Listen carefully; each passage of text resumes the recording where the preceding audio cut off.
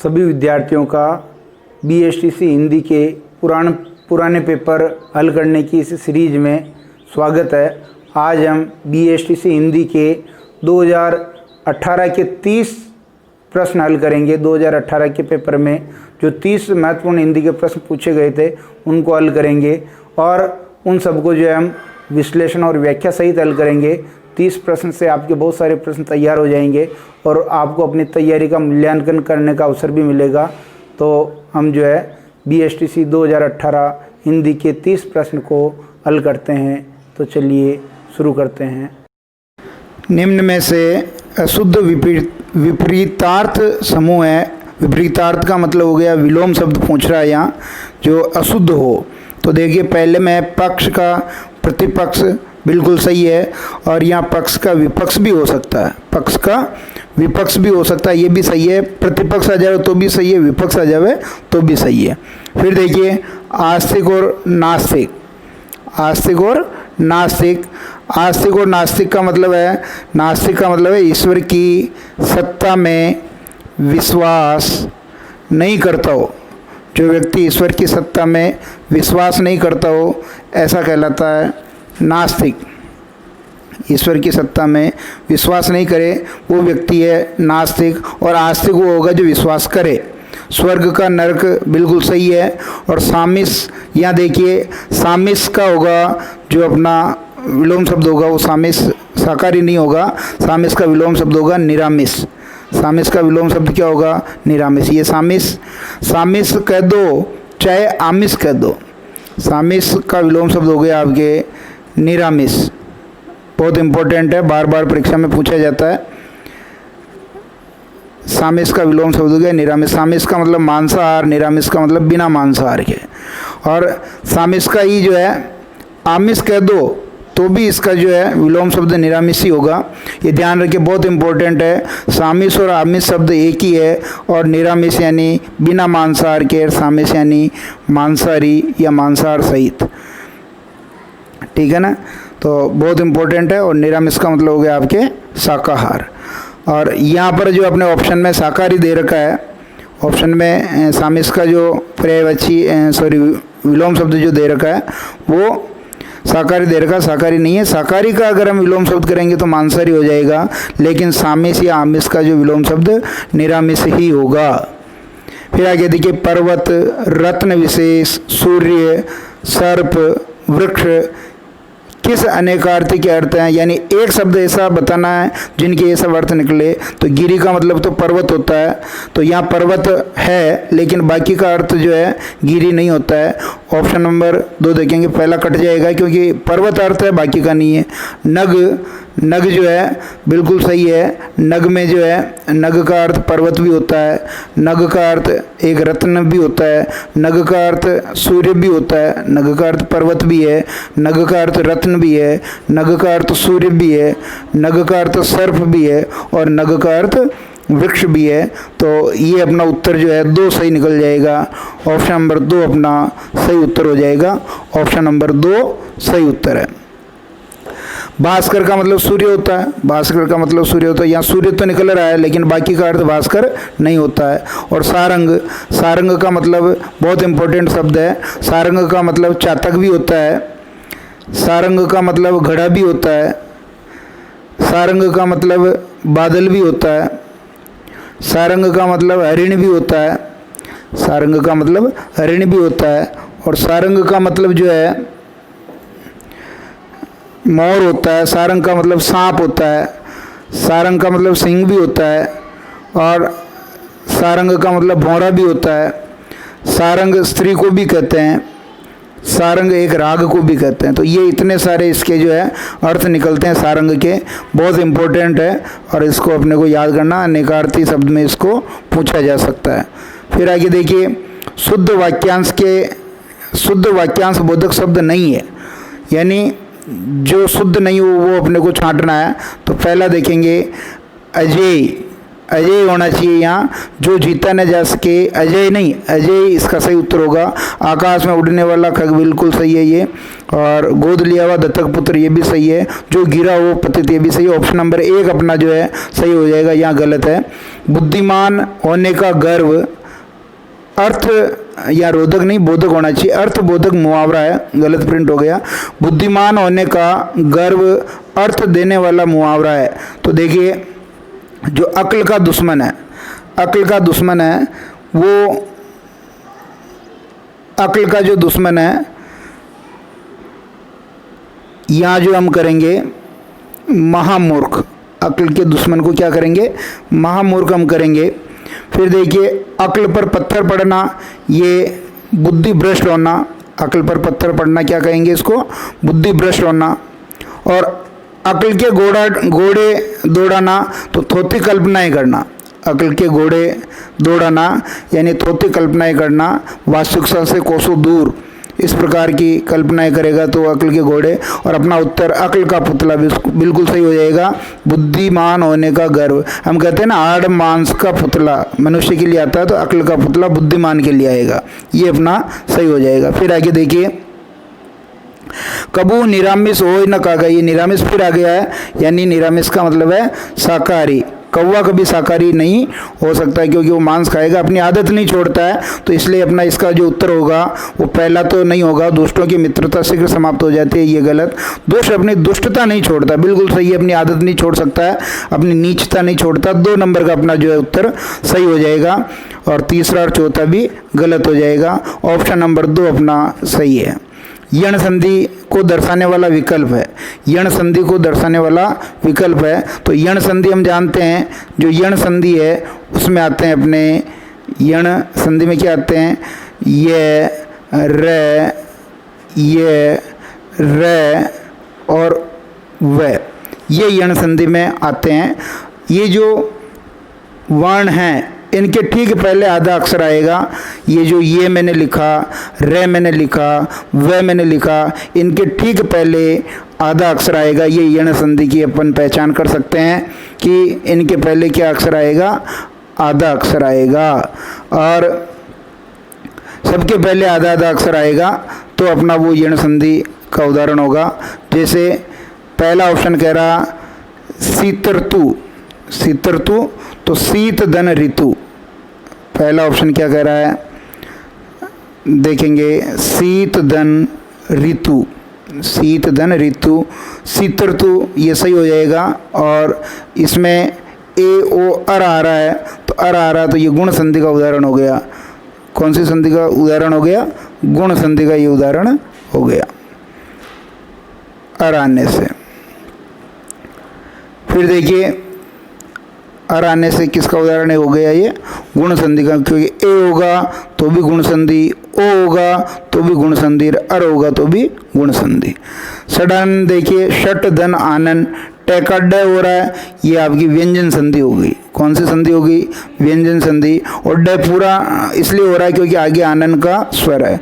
गुरुवाक्य में देखिए, गुरु छोटा प्लस आज्ञा, गुरु धन आज्ञा, तो ये गुरुवाज्ञा, क्योंकि यहाँ देखिए ये जो र है ये आपका आधा अक्षर है और ये अपना सही उत्तर है। महोदय में वृद्धि संधि हो रही है। और शीत ऋतु में मैंने पहले ही बता दिया आपको, शीत ऋतु में कौन सी संधि है, शीत ऋतु में गुण संधि, शीत ऋतु में कौन सी संधि है, गुण संधि है। देखिए गुरुवाज्ञा में जो, अगर हम गुरुवाज्ञा को देखें, गुरुवाज्ञा को तोड़ करके हम देखें कि किस प्रकार ये शब्द बना है, तो देखिए गुरु धन आज्ञा बिल्कुल सही है, ये इसकी संधि है। रू छोटा होता है, आपको पता है गुरु में। इसमें से र में से मैंने ऊ स्वर निकाल लिया और आज्ञा का आ ले लिया, आज्ञा का आ ले लिया। अब जो है ये ऊ जो है ये ऊ बदल गया किस में, व में। ऊ किस में बदल गया, व में बदल गया। ऊ के बाद आ स्वर आ रहा है, ऊ बदल गया व में, ऊ बदल गया आपके व में। ऊ किस में बदलेगा, व में। और ये जो व है, इस व के बाद में आ स्वर आ रहा है, वे के बाद में क्या आ रहा है, आ स्वर आ रहा है, तो अपना क्या बनेगा, गु रे आधा था क्योंकि आगे कोई स्वर नहीं है, और वा के आगे स्वर आ रहा और आधा रे ऊपर बैठ गया, गुरुवाग्य अपना सही उत्तर हो जाएगा। गुरुवाग्य अपना सही उत्तर हो जाएगा। निम्नलिखित में से कौन सा संधि विच्छेद सही नहीं है, ये अपने को देखना है कि कौन सा संधि विच्छेद सही नहीं है। जो सही संधि विच्छेद नहीं है उसको अपने को अलग कर लेना है। जो सही संधि विच्छेद नहीं है उसको अपने को अलग कर लेना है। 4 ऑप्शन में से एक गलत होगा। देखिए पहला अभिषेक, कलर बदल लेते हैं। पहला देखिए अभिषेक, तो ये अभिषेक बिल्कुल सही संधि विच्छेद है, और जब ये इसको संयोग करेंगे, संधि युक्त करेंगे तो अभिषेक हो जाएगा। और रामधन अनयन रामायण, ये भी व्यंजन संधि का नय में बदल गया। विषम, ये ऐसे विषम हो जाएगा। और निधन चय, यहाँ विसर्ग लगनी चाहिए थी, निधन चय निश्चय हो जाता, कि चय आ रहा है, चय जो है इससे पहले अगर विसर्ग हो तो वो क्षय में बदल जाता। निश्चय अपना जो है इसमें सही उत्तर है, क्योंकि ये गलत संधि है, बाकी 3 में सही संधि है। ये षटकोण का सड़क में, न जो अण में, और वापस सड़क का षटकोण में। क्रीडा क्षेत्र शब्द का सही समास विग्रह है। क्रीडा क्षेत्र जो शब्द है उसका सही समास विग्रह क्या होगा, क्रीडा के लिए क्षेत्र। क्या होगा, क्रीडा के लिए क्षेत्र। जैसे हम लिखते हैं रसोई घर, तो इसका रसोई का घर नहीं होगा, रसोई के लिए घर, यानी रसोई बनाने के लिए घर। ये इसका सही संधि विच्छेद, सही समास विग्रह है, रसोई के लिए घर। और एक होता है जैसे कन्यादान, इसको हम बोलते हैं जैसे कन्या के लिए दान, ये गलत इसका समास विग्रह है। कन्या के लिए दान, ये गलत समास विग्रह है। सही समास विग्रह है कन्या का दान। सही समास विग्रह है कन्या का दान। फिर आगे देखिए, कर्मधारय जो समास है उसको दर्शाने वाला विकल्प है। कर्मधारय समास को दर्शाने वाला विकल्प है। कर्मधारय में हम जानते हैं कि पहला पद विशेषण और दूसरा पद विशेष्य होता है, या फिर पहला पद जो है उपमान और उपमेय, इसमें दूसरा पद होता है। तो विशेषण विशेष्य और उपमान उपमेय युक्त अगर कोई शब्द है तो वो कर्मधारय समास का उदाहरण है। यहाँ जो नील कमल, कमल बता रहा है कि कमल कैसा नील है, नीला है, तो ये कर्मधारय का उदाहरण हो गया, बिल्कुल सही है। यहाँ देखिए त्रिभुवन जो दूसरा उदाहरण है, 3 भुवनों का समाहार। भुवन कहते हैं जो है, भुवन कहते हैं हम आकाश, पाताल और पृथ्वी, ये 3 संसार हैं। ये इनको जो है समार कर ले तो त्रिभुवन कहलाता है। और ये हो गया आपके कौन सा समास, द्विगु समास। पहला पद इसमें संख्यावाची होता है, द्विगु समास इसका जो सही उत्तर है। आमरण, ये मृत्यु तक बात कर रहा है और इसमें आ उपसर्ग है, तो अव्ययी शब्द हो पहला, ये अव्ययीभाव समास है। और अव्ययीभाव समास में पहला पद अव्यय होता है या फिर पहला पद आपके उपसर्ग होता है। और दूसरा देखिए समाजद्रोही, इसमें तत्पुरुष समास है, क्योंकि इसका जो सही समास विग्रह होगा समाज से द्रोह करने वाला। समाज से द्रोह करने वाला समाजद्रोही कहलाएगा। देशद्रोही, देश से द्रोह करने वाला। राजद्रोही, राजा से द्रोह करने वाला। इसलिए समाजद्रोही, समाज से द्रोह करने वाला। समाज का द्रोही नहीं, समाज का द्रोही अगर आप कर लेंगे तो यहाँ गलत हो जाएगा। समाज से द्रोह करने वाला, ये अपना जो है सही समास विग्रह है। अपना ऑप्शन नंबर 1 सही हो गया। नील कमल ये कर्मधारय समास का उदाहरण था। फिर नीचे देखिए, ये कह रहा है कि नीचे ईन और अभाव को दर्शाने वाला उपसर्ग है। नीचे ईन और अभाव को दर्शाने वाला उपसर्ग पूछा है कि ये किसके अर्थ निकलेंगे, तो हम ये अ उपसर्ग के अर्थ हैं। उपसर्ग के अर्थ होंगे पास, नज़दीक या फिर सहायक। पास, नज़दीक और सहायक अर्थ को बताता है उप उपसर्ग। कौन बताता है? उप उपसर्ग बताता है। और प्रति को हम जानते हैं प्रत्येक या विपरीत अर्थ को बताता है ये प्रति। प्रति उपसर्ग का अर्थ होगा प्रत्येक या विपरीत। फिर अभी को हम जानते हैं, अभी का अर्थ है पास या सामने। अभी का अर्थ क्या है, पास या सामने। इस प्रकार अपना अव वाला सही हो जाएगा कि नीचे इन और अभाव वाले शब्दों को ये बता रहा है। फिर देखिए विदेशी भाषा के उपसर्ग से बना है, तो पुरस्कार में पुरुष उपसर्ग है, भरपेट में बर उपसर्ग है, अध कच्चा में अध उपसर्ग है, और हर रोज में हर उपसर्ग जो ये हर है, ये हर रोज या फिर हर दम, ये जो है ये विदेशी भाषा का उपसर्ग है हर। बाकी पुरुष भर और अध अपने हिंदी के उपसर्ग हैं। भाववाचक तद्धित प्रत्यय से बने शब्द को दर्शाने वाला विकल्प है। तो भाववाचक तद्धित प्रत्यय पहले हम जान लें कि एक होता कृत प्रत्यय और एक होता तद्धित प्रत्यय। एक होता कृत प्रत्यय, एक होता तद्धित प्रत्यय। कृत प्रत्यय जो होता है ये क्रिया या धातु के साथ बनता है, क्रिया या धातु के साथ बनता है। तद्धित प्रत्यय आप संज्ञा के साथ बना सकते हैं, सर्वनाम के साथ बना सकते हैं और विशेषण के साथ बना सकते हैं। यदि हम संज्ञा सर्वनाम विशेषण के साथ बना रहे हैं तो वो तद्धित प्रत्यय है, और क्रिया धातु के साथ बना रहे हैं तो कृत प्रत्यय। तो देखिए पहला ऑप्शन पनिहार, ये बना पानी धनहार से, पानी धनहार पनिहार। दूसरा धन धनवान, ये धनवान। लाल धन इमा, ये लालिमा। और लक्कड़ धनहारा, ये लक्कड़ारा। तो यहाँ देखिए भाववाचक शब्द केवल इसमें लालिमा ही से है, बाकी भाववाचक शब्द नहीं है। तो अपना उत्तर जो है वो लालिमा सही हो जाएगा। हम लालिमा को भाववाचक तद्धित प्रत्यय का जो है उदाहरण मानेंगे, बाकी के नहीं मानेंगे। बाकी में प्रत्यय लग रहा है, बाकी सारे तद्धित प्रत्यय हैं, लेकिन भाववाचक तद्धित प्रत्यय केवल लालिमा ही है। भाववाचक संज्ञा जो होती है उसको हम महसूस कर सकते हैं, छू नहीं सकते हैं। अग्नि को दर्शाने वाला शब्द नहीं है, अग्नि को दर्शाने वाला शब्द नहीं है। तो पावक बिल्कुल अग्नि को कहते हैं। ये चमू हम अग्नि को नहीं कहते हैं, चमू कहते हैं हम सेना को। चमू किसको कहते हैं, सेना को। कृषाणु अग्नि को कहते हैं, जात वेद भी अग्नि को कहते हैं। अपना ऑप्शन नंबर 2 सही हो जाएगा। कौन सा शब्द समूह कमल का पर्यायवाची है, तो अम्ब, उदक और सलील ये पानी के पर्यायवाची हैं। विशिक, इशु और आसगु ये बाण या तीर, तीर या बाण के ये पर्यायवाची हैं। और अवनी, क्षौणी, मेदिनी ये पृथ्वी धरती के पर्यायवाची हैं।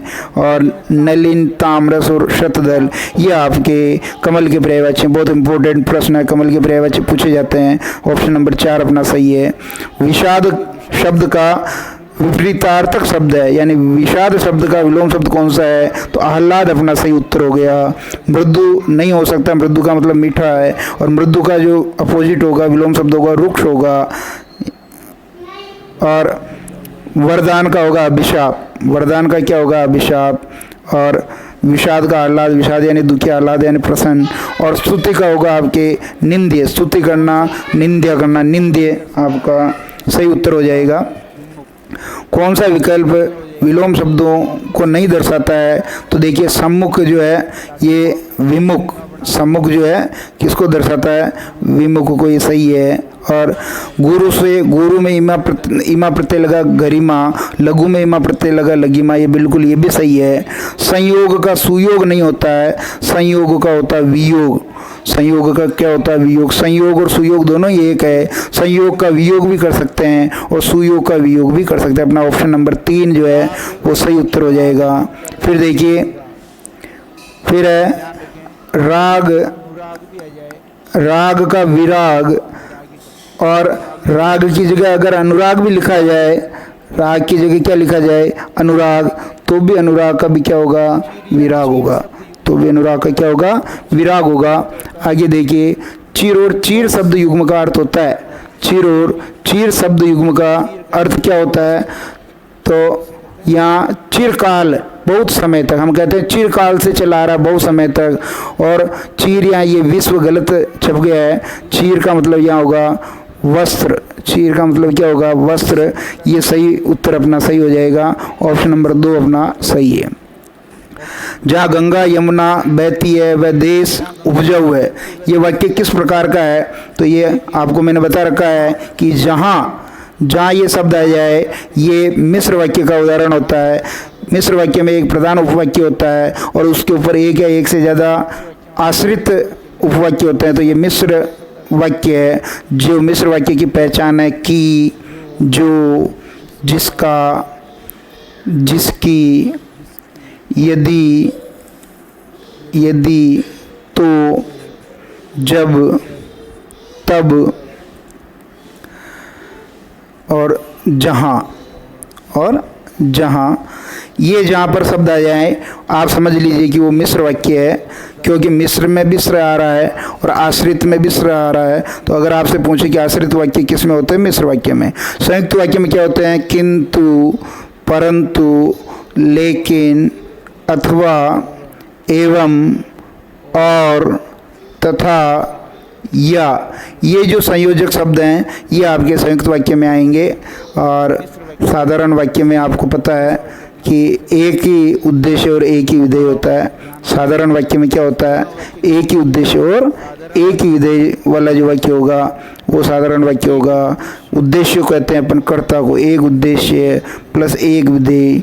उद्देश्य कहते हैं कर्ता को, विधेय बाकी का जो कर्म और क्रिया बच जाएगा वो आपका विधेय कहलाएगा। निम्न में से किस विकल्प के सभी शब्द शुद्ध हैं? तो देखिए यहाँ प्रातःकाल तो सही है, पर अधोपतन नहीं होता है, अधःपतन होता है। अधःपतन सही शब्द है, क्योंकि विसर्ग को ओ आदेश इसलिए नहीं हुआ क्योंकि ये पै घोष है। अगर यहाँ घोष होता तो विसर्ग को ओ आदेश हो जाता। जैसे मनोकामना भी जो है अशुद्ध शब्द है, क्योंकि सही शब्द है मन कामना। यहाँ पर भी जो कै जो शब्द है ये अघोष है, इसलिए इसको ओ आदेश नहीं हो सकता है, ये ध्यान रखें। फिर देखिए मूर्ति वो गलत लिखा हुआ है, ती छोटी आएगी मूर्ति। रात्रि बिल्कुल सही है, रात्रि बिल्कुल सही है। फिर आगे देखिए विदुषी और श्रीमती, ये बिल्कुल सही है। विद्वान का जो है कलर बदल लेते हैं, विद्वान का अपोजिट या स्त्रीलिंग होता है विदुषी, दू छोटी आएगी और सी बड़ी आएगी, विद्वान का है ये। श्रीमती बिल्कुल सही है। अब यहाँ वाल्मीकि ये गलत है, हम इसे लिखेंगे वाल्मीकि, आधा लय मी बड़ी और की छोटी, वाल्मीकि, और इकाई सही है। इस प्रकार अपना ऑप्शन नंबर 3 जो सही हो गया। आगे देखिए अशुद्ध वाक्य है तो वृक्ष पर कौवा बोल रहा सही है। बुद्धिमान ये गलत शब्द है कि जया एक बुद्धिमान बालिका है। यहाँ बुद्धिमान नहीं होकर के आपका होना चाहिए बुद्धिमती। क्या होना चाहिए, बुद्धिमती जो है वो सही होना चाहिए। बुद्धिमती आपको सही लिखना भी आना चाहिए कि बड़ी ती की मात्रा आएगी बुद्धिमती। ये हाथी पर उदा रख दो, ये भी सही है। और कुख्यात आतंकवादी मारा गया, ये भी सही है। अगर यहाँ विख्यात हो जाता तो ये गलत हो जाएगा। ऑप्शन नंबर अपना 2 सही है। फिर आगे देखिए किसी वस्तु को पाने की उत्कंठ ये जो इच्छा ये कहलाता आंखों में गड़ना। जैसे अलाउद्दीन खिलजी के रानी पद्मिनी आंखों में गड़ गई थी, तो आंखों में गड़ना जो है किसी वस्तु को पाने की उत्कट लालसा दर्शाता है। आंखें चार होना, आंखें चार होना का मतलब होता है आमने सामने होना। आंखें चार होना का क्या मतलब है, आमने सामने होना। या आंखें चार होना मुहावरे का अर्थ है। और आंखों में खून उतरना, बहुत गुस्सा आना, अत्यधिक गुस्सा आना, ये आंखों में खून उतरना यानी गुस्सा आना, ये इसका सही अर्थ है। और आंखें खुलना इसका मतलब होता है सचेत होना या जागरूक होना। सचेत होना या जागरूक हो जाना, ये सही है। फिर आगे देखिए ये कह रहा है कि कोस कोस पर बदले पानी, चार कोस पर वाणी, चार कोस पर वाणी। और ये वाणी हम कहते हैं बोली को। वाणी किसे कहते हैं, बोली को। तो अपना बोली ऑप्शन नंबर 3 सही हो जाएगा। ध्वनि, भाषा और लिपि ये ऑप्शन नहीं होंगे। आगे देखिए चौथा प्रश्न, निम्न में से अशुद्ध अक्षरिक खंड है, अशुद्ध वाला कौन सा है? तो देखिए क और श ये बिल्कुल सही है। त और र भी बिल्कुल सही है। और ये ग और ये गे नहीं होता, ज और ये जी होता है। ये मैंने बता रखा आपको, संस्कृत में इसको जी बोलते थे, लेकिन धीरे धीरे ये जो है जी का उच्चारण गे की तरह होने लग गया। इसलिए अपना ज आधा होगा और ये पूरा होगा। जी या गे जो हम बोलते हैं ये अपना सही हो जाएगा। फिर श और र ये बिल्कुल सही है। ऑप्शन नंबर 3 अपना सही है। फिर देखिए तत्सम तद्भव का अशुद्ध युग्म है, तो इक्षु, ईख बिल्कुल गन्ने को कहते हैं, सही है। अज्ञानी अनजान ये भी सही है। एला इलायची ये भी सही है। दधी और दूध ये अपना जो गलत है, क्योंकि दधी जो है अगर ये तत्सम है तो इसका तद्भव होगा दही, इसका तद्भव होगा दही। और यदि दूध ये तद्भव है तो इसका तत्सम होगा दुग्ध, ये बिल्कुल सही है और ये अपने को आना चाहिए। उसने लड़ाई की है, वाक्य का काल भेद बताइए। तो उसने लड़ाई की है, तो लड़ाई की, अगर हम वाक्य को यहीं छोड़ दें कि उसने लड़ाई की, तो ये भूतकाल की बात हो गई। उसने लड़ाई की यानी ये किसकी बात है? भूतकाल की बात है। लेकिन अगर इसके आगे है लग जावे तो ये हो जाएगा आपका आसन्न भूतकाल। ऑप्शन नंबर 2 अपना सही हो जाएगा, आसन्न भूतकाल। फिर आगे देखते हैं, आसन भूतकाल अपना हो गया, उधर कलर हम बदल लेते हैं। निम्न में भाववाचक संज्ञा नहीं है, तो देखिए बच्चा से बनता बचपन, बच्चा से बनता बचपन, जो बिल्कुल भाववाचक संज्ञा का उदाहरण है। बनारस से बनता बनारसी, ये भाववाचक संज्ञा का उदाहरण नहीं है। बैठक ये भी भाववाचक संज्ञा है, और एकता ये भी भाववाचक संज्ञा है, और बनारस आपकी व्यक्तिवाचक संज्ञा है।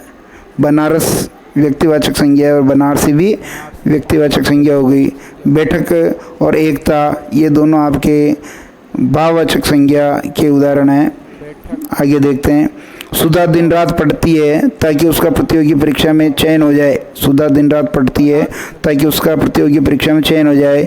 रेखांकित पद है, तो देखिए यहाँ ताकि आ रहा है और उसका जो चयन होना पढ़ने पर निर्भर है, तो ये उद्देश्य बोधक व्याधिकरण समुच्चय बोधक है।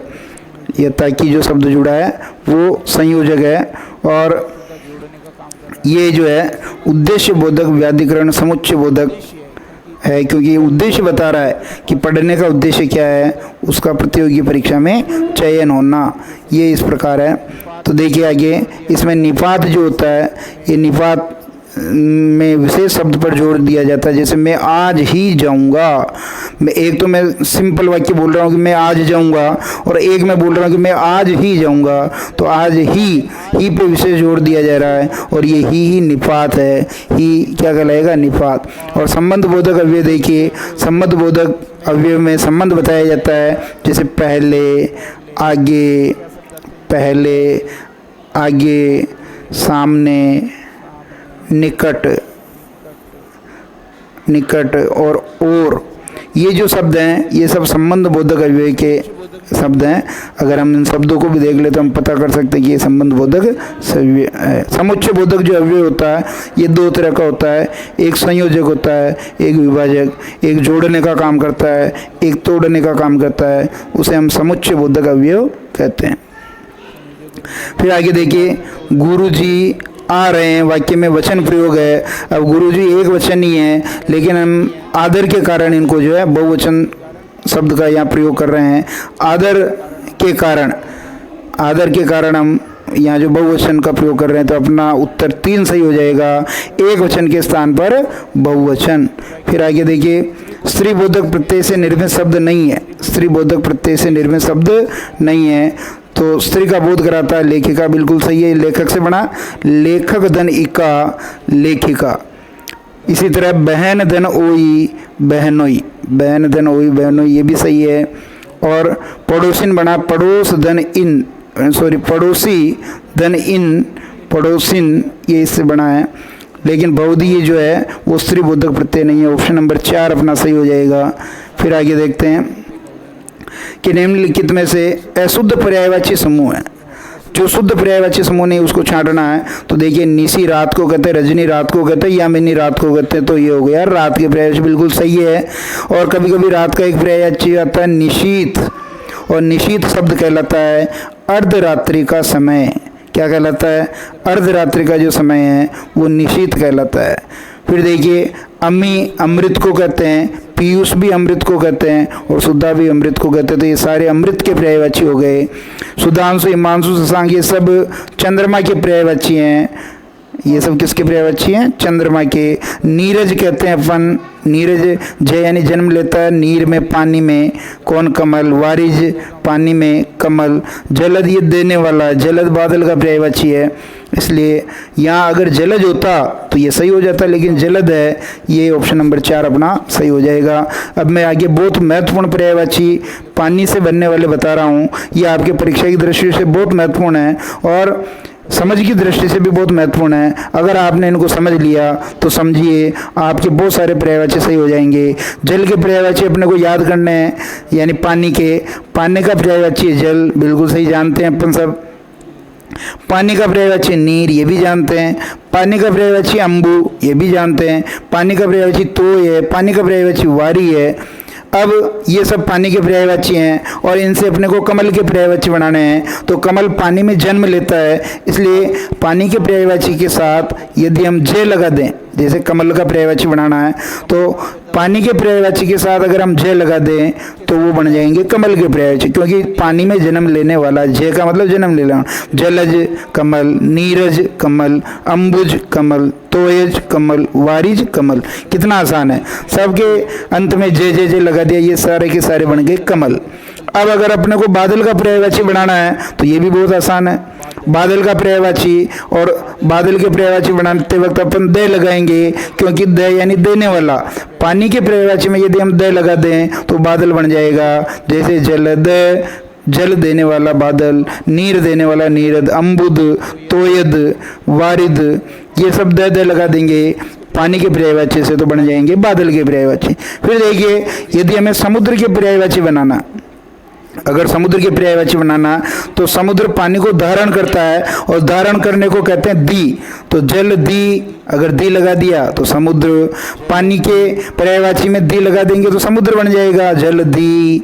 ऐसे ही नीर दी, ऐसे ही अम्बुदी, ऐसे ही तोयदी, ऐसे ही वारिदी, ये सारे के सारे आपके समुद्र के पर्यायवाची हो जाएंगे। इस प्रकार पानी से हम कमल के पर्यायवाची बना सकते हैं, पानी से बादल के पर्यायवाची बना सकते हैं, पानी से समुद्र के पर्यायवाची बना सकते हैं, और हम इनको रटने से बच करके समझ सकते हैं। और ज़्यादातर प्रश्न इसी से संबंधित आते हैं। चैनल को लाइक करें, सब्सक्राइब करें, शेयर